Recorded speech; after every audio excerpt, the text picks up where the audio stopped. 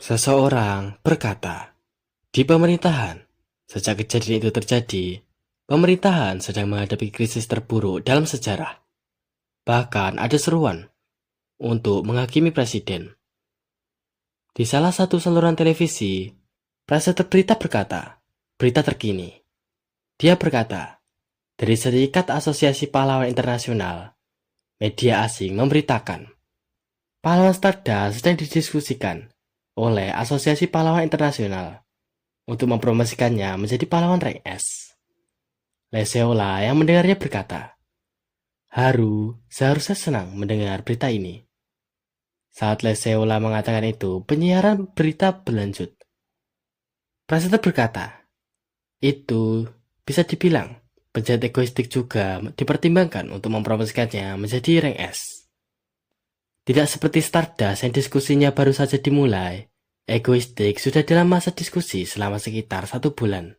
Dan asosiasi resmi berkata, itu akan diumumkan di pengumuman resmi di akhir bulan. Saat seseorang berkata permisi saat memanggil Leseola, Nona Seola, Leseola mematikan televisinya. Setelah mematikan televisinya, Leseola berkata pada orang yang izin masuk untuk masuk. Leseola yang mengelus kucingnya mulai membalikkan kursinya. Leseola, yang merupakan penerus perusahaan Yuseong dan seorang pahlawan rank A, Icicle, mulai tersenyum. Wanita yang sebelumnya memanggilnya berkata, kalau mereka telah membawa kandidat presiden selanjutnya. Mereka berjanji untuk mengikuti perintah Yuseong. Mendengarnya, Leseola berkata, itu bagus. Dirinya bertanya, apakah ada yang lain? Mendengarnya, wanita itu berkata, pemimpin rapat menyatakan bahwa dia akan mendelegasikan wewenang penuh padanya. Mendengar itu, Leseola berkata akhirnya. Setelah mengatakan itu, Leseola berkata padanya, kalau dia bisa pergi sekarang. Beberapa saat setelah wanita itu meninggalkan ruangan Leseola yang tersenyum berterima kasih pada egoistik. Karena telah memberikan dirinya kesempatan untuk mengendalikan Korea Selatan. Dirinya berjanji akan menggunakan ini sebaik mungkin. Di kediaman Kim Dae-in, seseorang berkata pada semuanya ini buruk. Saat yang lain mulai melirik Kim Dae-in dengan tatapan serius, Kim Dae-in berkata dirinya menyadari Stardust curiga padanya. Seo-ona yang mendengarnya bertanya-tanya dengan curiga yang dimaksud Kim Dae-in. Kim Dae-in yang gugup berkata, itu adalah kecurigaan kalau dirinya mungkin bukanlah penjahat. Choi Si-hye yang mulai mengambil apel menyebut Kim Dae-in sebagai idiot.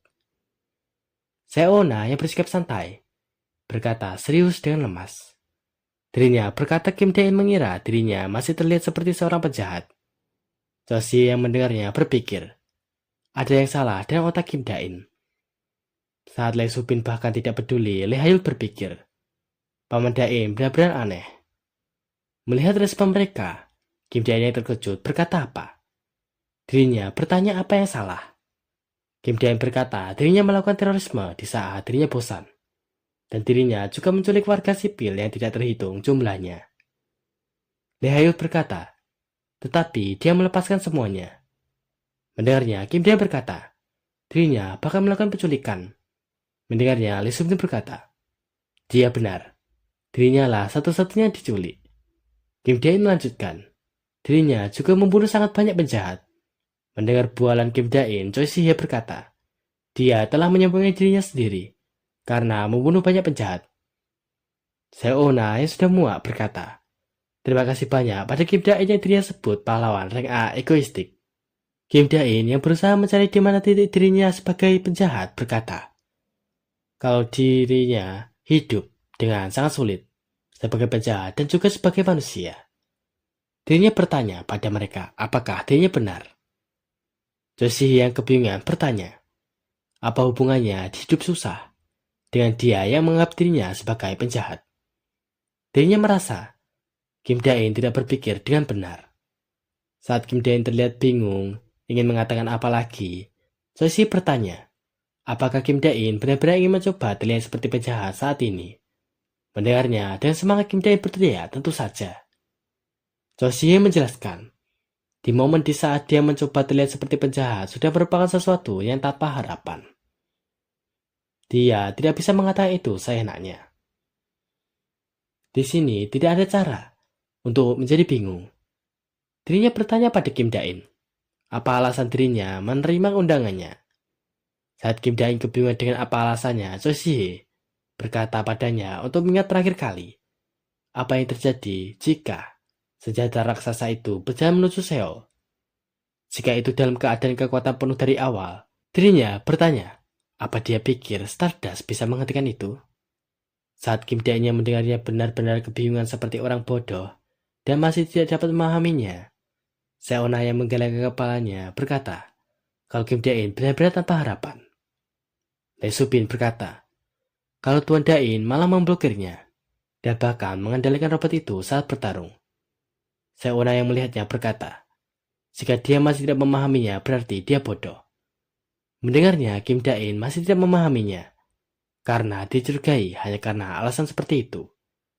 Kim Dae-in yang gemetar berkata, mereka mungkin tidak tahu, tapi Stardust merupakan perwujudan dari keadilan. Untuk dia bisa mencurigai dirinya. Ini terlalu awal untuk menjadi teroris rank S. Hanya dari bukti tidak langsung seperti itu. Dirinya menganggap itu tidak masuk akal. Joshi yang menunjuknya berkata, bagaimana dengan ini? Perwujudan kebenaran atau apapun itu? Dirinya bertanya, apakah bagi Kim Dae-in Stardust terlihat bodoh? Semua orang bisa tahu kalau dia bukanlah seorang penjahat. Mendengarnya, egoistik masih kebingungan dan tidak percaya dengan fakta itu. Joshi yang berbisik bertanya pada Seona, apakah dirinya berkata sesuatu yang benar? Seona menjawab, tentu saja. Seseorang harus mengatakan itu. Dirinya merasa itu terasa segar untuk didengarkan. Kim Dae-nya sudah sadar berpikir, alasan dirinya bertingkah seperti penjahat bukan karena dirinya gila, tetapi itu karena dirinya benar-benar ingin melindunginya dari dunia ini.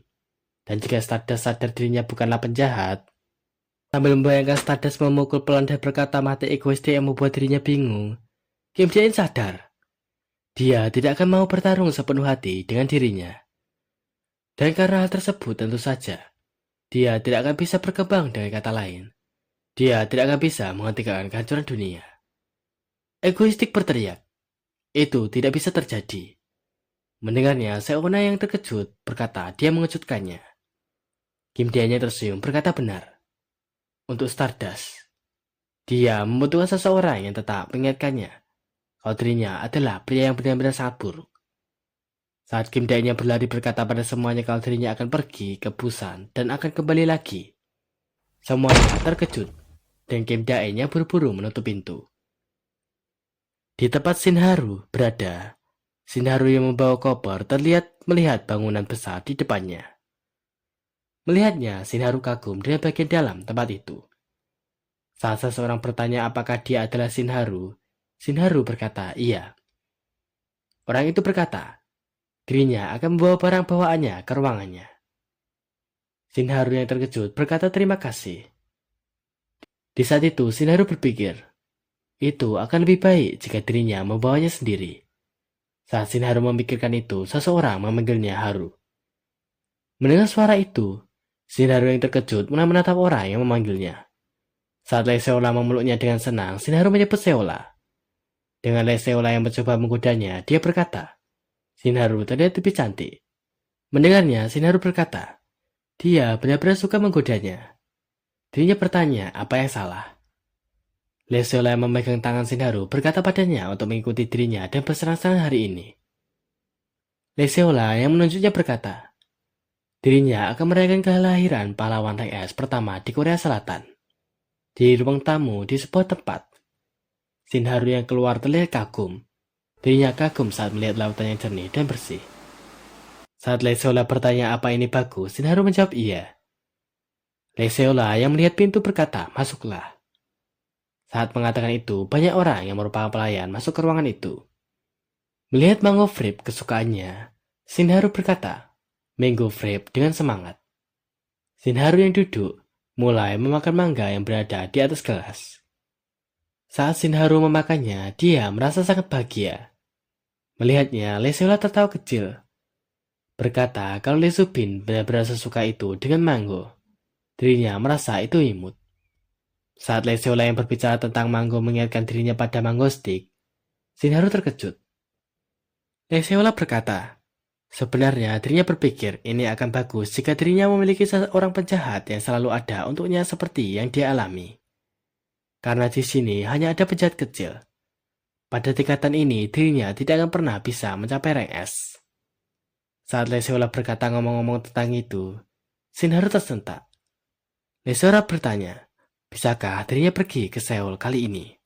Karena dirinya ingin melihat wajah egoistik yang merupakan teroris paling tidak sekali. Mendengarnya, Shinharu menolaknya dengan tegas. Saat Leseola yang mendengar penolakan itu kebingungan, Shinharu yang salah tingkah menjelaskan. Maksudnya, dia pasti tahu seterobsesi apa dia pada dirinya.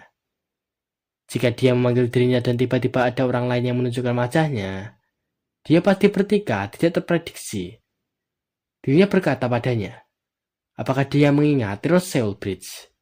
Kadang-kadang dia melakukan tingkah laku yang tidak bisa ditangani. Mendengarnya, Leseola paham. Karena ini tidak seperti dia akan memanggil dirinya.